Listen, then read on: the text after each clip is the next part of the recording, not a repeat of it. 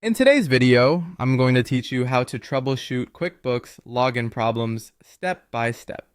Let's start with the basics. Make sure your username and password are correct. It sounds simple, but small details cause most sign-in issues. Double check for typos, confirm caps lock isn't on, and watch out for extra spaces if you copied and pasted your credentials.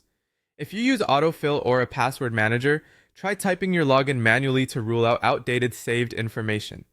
If you still can't get in, reset your password using the Forgot Password link on the sign-in page.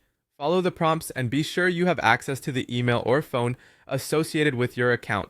Once you've reset it, create a strong, memorable password and update any saved logins in your browser or password manager to prevent future mismatches.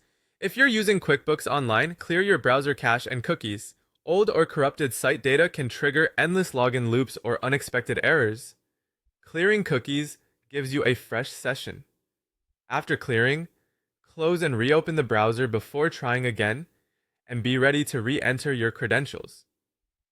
Next, try signing in from a different browser or device. This helps you determine whether the issue is specific to your current setup. If it works elsewhere, your original browser may be the culprit. You can also try a private or incognito window for a quick way to bypass stored cache and extensions. Keeping your browser updated to the latest version also helps with compatibility. Before you spend too much time troubleshooting, confirm that QuickBooks services are up and running. Check the official status page from Intuit to see if there are any outages or maintenance windows. If there's a known issue, the best move is to wait for service to be restored and then try again. If the status is all clear, turn off any browser extensions that might interfere with login, such as ad blockers, privacy add-ons, script blockers, VPN extensions, or security plugins. Disable them temporarily, refresh the page, and test the login.